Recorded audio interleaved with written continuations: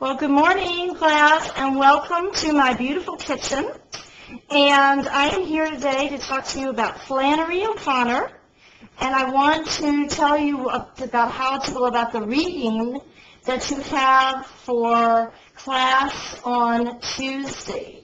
And so I brought you to my kitchen especially because I wanted to show you some of the things that I have collected, and there's no way I'm going to be schlepping all this stuff to class next week, so I thought I would bring you guys to my kitchen to show you. Now, first I want to tell you a little bit about Flannery O'Connor and why I am so crazy about Flannery O'Connor. And the first reason is that in 1975, I was in my first year of college. And in my first year of college, we read a story from Flannery O'Connor called Good Country People. This is the one that's optional extra credit for you guys if you want to read it. Good Country People blew my mind. And when I read it, I had not a clue what it meant. And in class, they didn't explain it at all.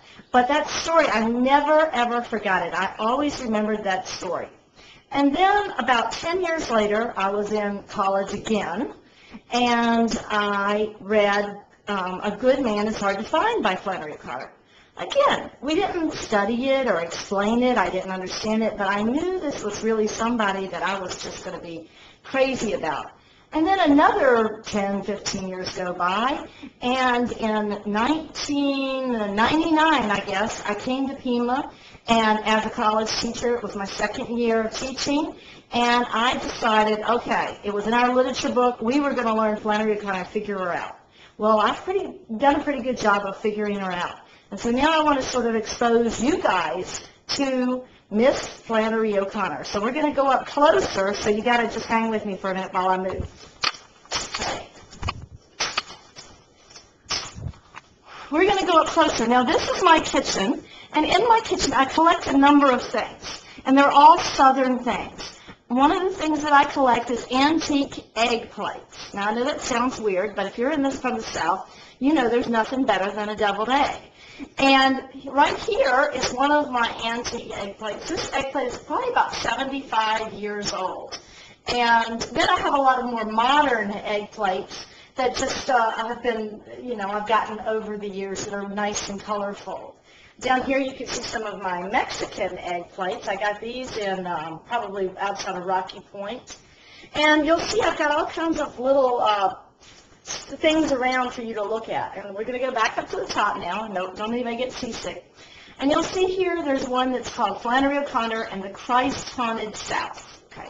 This is a collection of materials written about Flannery O'Connor.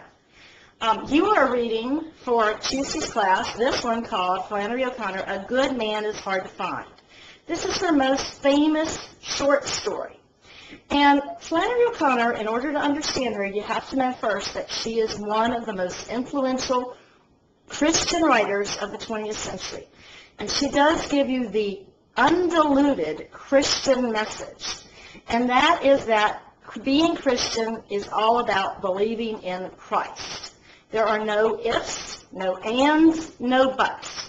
Either you believe in Christ or you don't. And that's the message that she is sending in her story, Good Man is Hard to Find. Now, in her story, you'll find all kinds of materials that how she names people. And you'll find that there are two children. One is named June Star, and we've already talked about mythologically the symbolism of using seasons, summer, the moon, those types of things. The little boy's name, though, is John Wesley. And this is another antique collection of mine. I've got a book of John Wesley here I found it at Bookman's in the rare book collection. And John Wesley, who is the name of the little boy in the story, is actually the father of Methodism. Well, O'Connor had a problem, you see, with Protestants because she felt that Protestants oftentimes watered down their religion. Remember, she was Roman Catholic.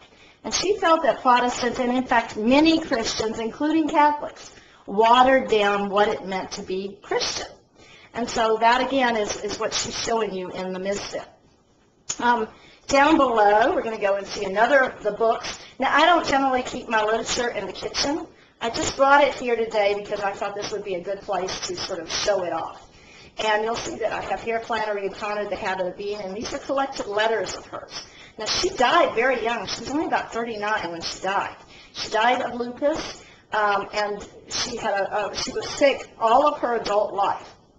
But she had a very vigorous correspondence with all kinds of writers and people across the country and across the nation, and she was a very prolific letter writer. Fortunately for you and me, because she tells us exactly what her stories mean when she writes them. Down here, you'll see that there's a Flannery O'Connor review. This comes out quarterly. There's lots of places that focus on Flannery O'Connor.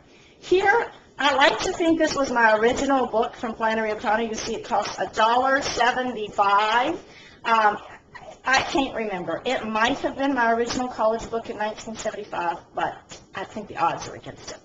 Here's Flannery O'Connor's Religion of the Grotesque. Now, you're going to see that the meaning of the grotesque, oftentimes it's related to horror.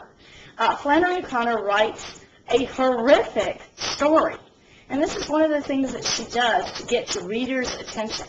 She says, you people out there, you don't deal with subtleties well, so I'm going to have to shock you into understanding what is going on. And so she uses the grotesque, which is the extreme form. Grotesque is a literary form. It's to go to the extreme of one side or another. So she's extreme. We've seen Hemingway, extreme atheist. Now we're looking at O'Connor, extreme Catholic, if you might consider it that way. Over here, I have a calendar. It's called the Perpetual Flannery O'Connor Calendar. And I got this summer when I was at both of her homes, one in Savannah, Georgia, and one in Andalusia, her home in Andalusia. And you'll have another YouTube that has a PowerPoint of a bunch of pictures that I have taken of it. But here is the famous line of her story. And actually, I got to get it out of the way because I don't want you to see that because it's the last line of the story, and I don't want to ruin it for you. So we're going to go back over here. So there you have the first installment of my Flannery O'Connor collection.